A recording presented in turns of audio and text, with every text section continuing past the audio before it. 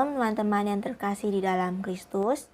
Bersyukur atas anugerah Allah sehingga kita masih bisa menghirup udara yang segar hari ini. Marilah kita bersama-sama meluangkan waktu kita sejenak untuk merenungkan firman Tuhan. Sebelumnya, marilah kita awali renungan hari ini dengan doa. Teman-teman, mari kita berdoa. Allah Bapa yang bertahta di kerajaan surga, terima kasih atas penyertaan-Mu hingga detik ini. Ya Bapa, sebentar kami akan merenungkan firman-Mu.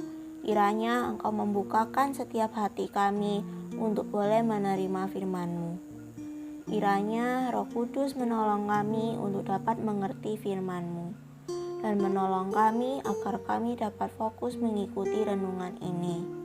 Hanya di dalam nama Tuhan Yesus kami berdoa. Amin. Teman-teman, kalian pernah gak sih ngerasa capek atas hal-hal yang kalian lakukan? Terutama yang rutinitas. Misalnya sekolah. Kalian belajar mati-matian dari kecil untuk dapat nilai, entah nilainya bagus ataupun jelek. Terus naik kelas, terus pindah jenjang, dan seterusnya. Kalian pernah gak sih mikir, buat apa sih kalian belajar mati-matian? Buat apa sih kalian sekolah? Mungkin ada yang bilang, ya biar masuk kuliahnya lebih gampang. Terus nanti kalau sudah kuliah, belajar yang sungguh-sungguh biar dapat nilai yang bagus, biar dapat kerjanya mudah. Nanti kalau sudah kerja bisa dapat gaji. Kalau bisa dapat gaji berarti bisa hidup yang layak, bisa makan, bisa beli barang-barang yang kalian pingin. Atau ya mungkin ada yang bilang biar bisa bantu orang. Atau ada yang kepingin jadi kaya. Tapi apa emang tujuan kita diciptakan untuk semua hal itu? Coba teman-teman pikir, kira-kira kita ini diciptakan untuk apa sih? Untuk dapat nilai bagus? Untuk membanggakan orang tua? Untuk diri sendiri? Atau jadi orang kaya? Atau mungkin mengelola atau mengusahakan bumi untuk bisa dapat keuntungan? Mari kita lihat di dalam Alkitab ya, sebenarnya untuk apa sih kita dicipta? Untuk apa sih semua hal yang kita lakukan ini? Mari kita baca di dalam 1 Korintus 10 ayat 31. Di situ dikatakan bahwa jika engkau makan atau jika engkau minum atau jika engkau melakukan sesuatu yang lain, lakukanlah semuanya itu untuk kemuliaan Allah. Nah, dari ayat ini kita tahu kalau sebetulnya kita dicipta untuk memuliakan Allah, bukan untuk membanggakan orang tua kita, bukan untuk mendapat jabatan yang tinggi, bukan untuk menjadi kaya dan sebagainya. Tapi memuliakan Tuhan itu seperti apa sih? Apa dengan pelayanan di gereja, ikut ibadah, bersaksi, dan lain-lainnya itu cukup? Ya, itu tidak salah, tapi masih sangat luas maksud dari memuliakan Tuhan. Sebetulnya poin utama memuliakan Tuhan yaitu menempatkan Tuhan sebagai pusat hidup kita. Memuliakan Tuhan bukan berarti menjadikan Allah mulia, karena Allah sudah mulia. Tetapi memuliakan Allah yaitu mencerminkan kemuliaan Allah.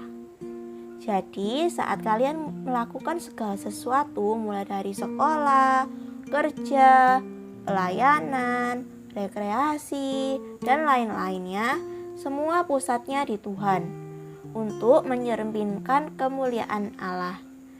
Jika kita berusaha untuk mencerminkan kemuliaan Allah, kita pasti akan melakukan segala hal dengan tekun. Gimana sih maksudnya?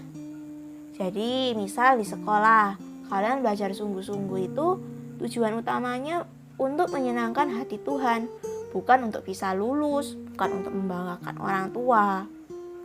Bukan berarti gak penting loh ya membanggakan orang tua dan semacamnya. Tapi yang menjadi tujuan utamanya itu adalah untuk menyenangkan, memuliakan Tuhan. Nah teman-teman, kalau kita sudah tahu tujuan hidup kita, maka kita pasti akan lebih kuat untuk menghadapi masalah hidup. Karena kita tahu tujuan kita diciptakan sebenarnya untuk apa. Contoh, waktu diejek teman atau dimusuhi teman karena tidak mau nyontekin dan lain-lain. Kalau kita sudah tahu tujuan hidup kita pasti akan bisa bilang, "Ah, ya udah, nggak apa-apa aku dijauhin. Yang penting aku udah ngelakuin yang benar. Aku udah menyenangkan hati Tuhan. Aku udah ngelakuin sesuai dengan tujuanku diciptakan." Lebih kuat untuk menghadapi masalah hidup bukan berarti setelah itu kita tidak akan merasa lelah dan lain-lain. Pasti kita tetap akan merasa lelah, tapi setidaknya kita tahu apa sebenarnya yang menjadi tujuan utama kita. Dan saat kita merasa lelah, itu juga salah satu waktu kita untuk berserah, mohon pertolongan, mohon kekuatan dari Allah Tritunggal. Semoga dari renungan hari ini, buat teman-teman yang lagi mungkin capek belajar dan lain-lainnya, bisa termotivasi dan bangkit lagi semangat belajarnya. Ingat, hal yang kalian lakukan adalah untuk kemuliaan Allah. Dan jangan lupa untuk selalu berdoa kepada Tuhan. Oke, mari kita akhiri renungan hari ini dengan berdoa. Bapa, terima kasih. Engkau telah mengizinkan kami untuk masih boleh merenungkan firman-Mu. Bapa, tolonglah kami untuk menjalani hari-hari kami ini dengan semangat untuk memuliakan nama-Mu. Tolonglah kami agar kami dapat belajar dengan tekun. Ampuni kami Bapa jika kami masih sangat sering melakukan hal-hal yang tidak sesuai dengan kehendak-Mu. Tuntun, bimbing kami ya Tuhan, agar hidup kami makin hari semakin memancarkan kasih-Mu. Terima kasih Tuhan, hanya di dalam nama Tuhan Yesus kami berdoa. Amin. Tuhan Yesus memberkati kita semua.